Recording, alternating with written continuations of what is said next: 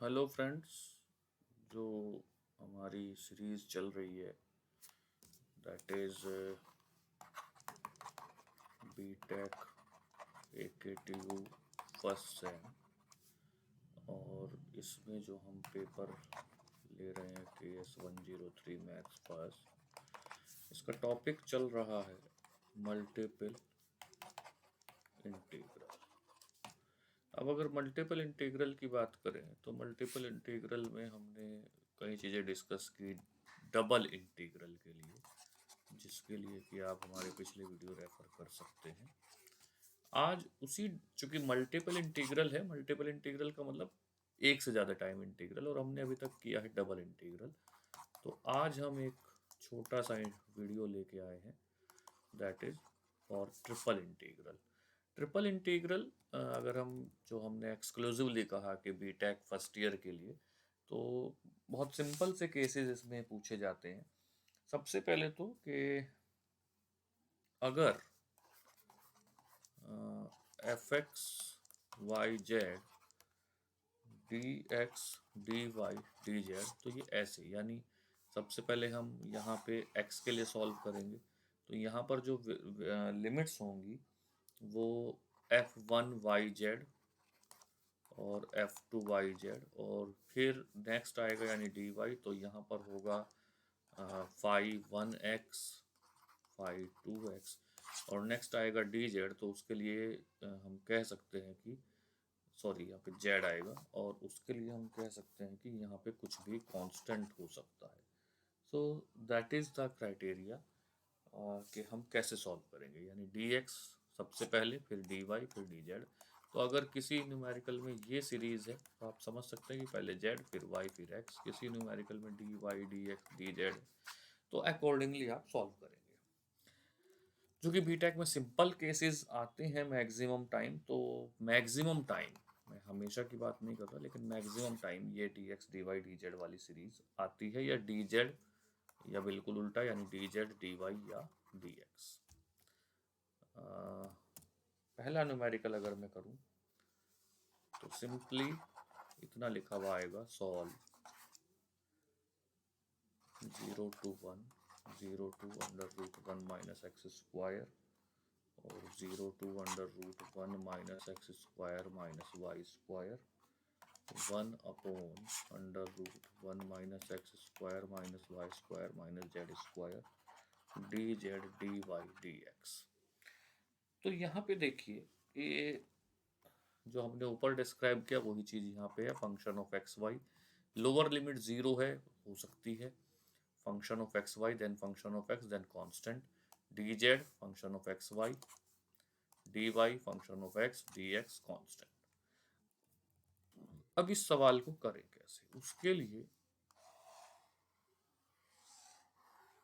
इतने क्वेश्चन पे कंसंट्रेट कीजिए, और ये हो जाएगा 0 to 1 minus x square under root.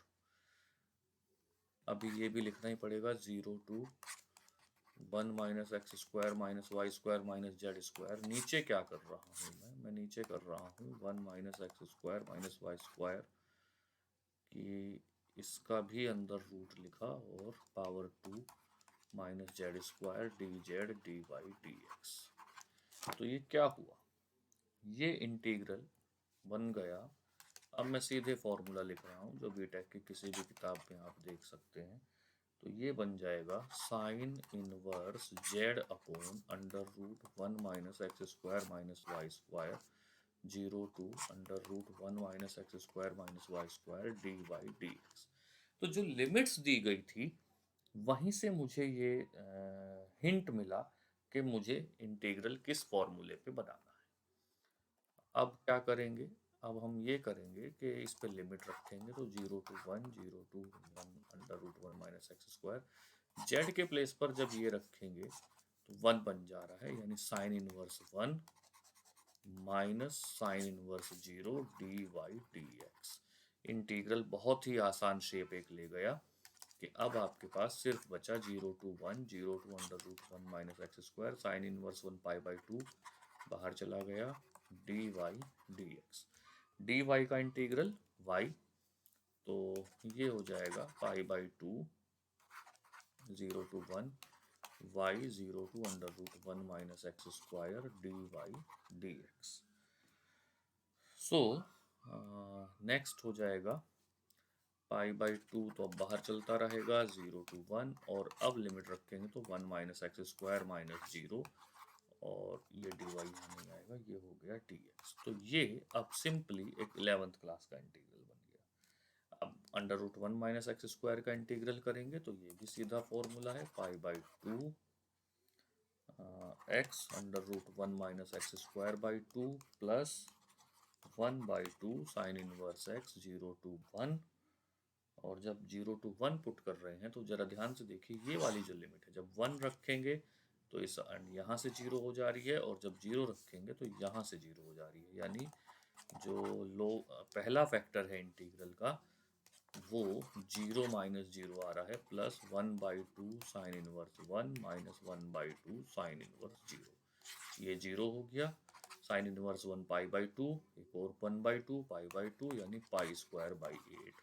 This is my final answer.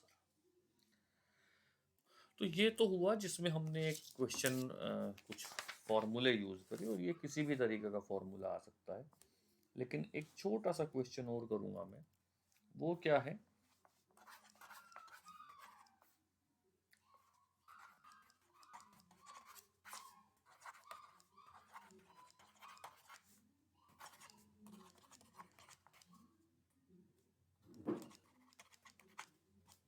यहाँ पे आर रीजन है या डोमेन हो सकता है, या कोई भी ऐसा वर्ड यूज कर सकते हैं। इंपॉर्टेंट बात है कि सारी लिमिट्स कांस्टेंट है। तो जब सारी लिमिट्स कांस्टेंट है तो कोई फर्क नहीं पड़ रहा कि आप कौन सा इंटीग्रल पहले कर रहे हैं बाद में। लेकिन हम एक बहुत सिंपल अप्रोच के साथ इस क्वेश्चन को करेंगे। तो 0 to 1, 1 to 2, 2 to 3, x plus y plus z d x d y d z. x के रेस्पेक्ट में इंटीग्रल करना है। अब ये हमारा इंटीग्रल बना, x के रेस्पेक्ट में करना है, तो ये अभी as it is x square by 2 plus y x plus z x 0 to 1 d y d z. बहुत एक एक इंटीग्रल एक एक बार में सॉल्व करते चलेंगे। तो ये बन गया 2 to 3, 1 to 2। जब 1 रखेंगे तो 1 बाई 2, 0 रखेंगे तो 0, तो 1 बाई 2 प्लस वाई, 0 रखेंगे तो 0 plus z d y d z. अब y के रेस्पेक्ट में करना है। ये देखिए, मैं फिर इसे ऊपर ले जा रहा हूँ। अब सिंपली यहाँ मैं समझा सकता हूँ कि सिंपली y के लिए करना है। तो ये हो गया 2 to 3 y by 2 plus y square by 2 plus z y 1 to 2। अब लिमिट थोड़ी मुश्किल हो जाएंगी कैलकुलेट करना, 0 होता तो आसान होता, जो अभी तक सब जगह मिला हमें। y की जगह 2 रखेंगे तो 1 माइनस 1 बाई 2 प्लस 4 बाई 2 यानी 2 माइनस 1 बाई 2 प्लस यहाँ पे आ जाएगा 2z माइनस जेड, और इस सब को एक ब्रैकेट में लेके डी जेड। तो 1 बाई 2 यहाँ से बचा, 3 बाई 2 यहाँ से बचा, ये बन गया 2 प्लस जेड डी जेड। तो ये अल्टीमेट पर्पस है हमारा कि चीज़ों को बहुत छोटे छोटे स्टेप में बहुत सिंपल लेके चलें।